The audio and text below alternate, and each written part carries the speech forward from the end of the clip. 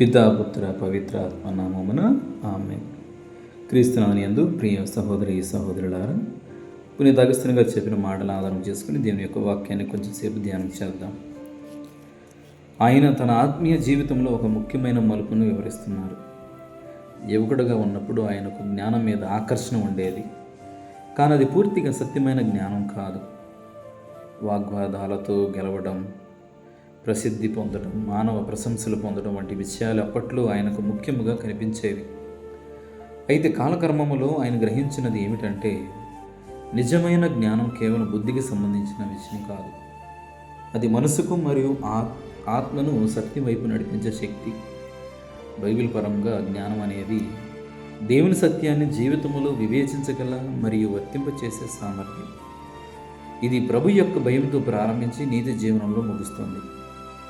అగస్త్యని గారు కూడా జ్ఞానం అంటే దేవుని వైపు దారి చూపించే వెలుగు.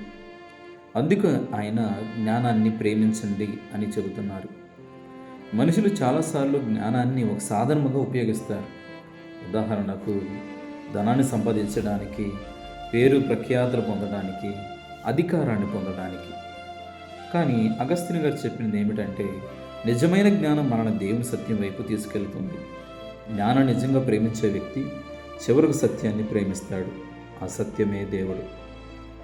బైబిల్ కూడా ఈ భావాన్ని బలంగా వ్యక్తపరుస్తుంది.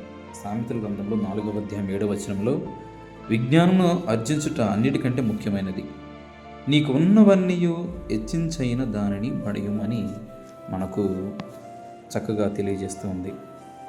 ఇది మనిషి జీవితంలో జ్ఞానం ఎంత ముఖ్యమో తెలియజేస్తుంది. అలాగే పునీత పౌలు గారు కొలసీలకు రాసిన లేఖలో 2వ అధ్యాయం 3వ వచనంలో, ఆయన యందు దేవుని వివేక విజ్ఞానముల సంపదలన్నీ గుప్తమై ఉన్నవి అని చెప్పబడింది.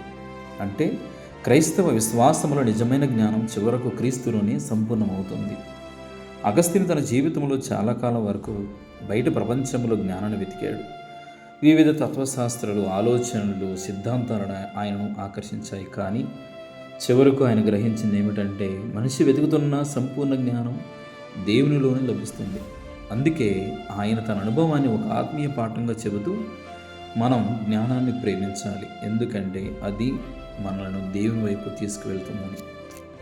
ఈ భావం క్రైస్తవ ఆధ్యాత్మిక జీవితానికి ఒక గొప్ప మార్గదర్శకత్వాన్ని ఇస్తుంది. జ్ఞానాన్ని ప్రేమించడం అంటే కేవలం పుస్తకాలు చదవటం లేదా సమాచారాన్ని సంపాదించడం మాత్రమే కాదు. అది సత్యాన్ని వెతకటము, దేవుని చిత్తాన్ని తెలుసుకోవటము మరియు మన జీవితాన్ని ఆ సత్యం ప్రకారం మార్చుకోవటం.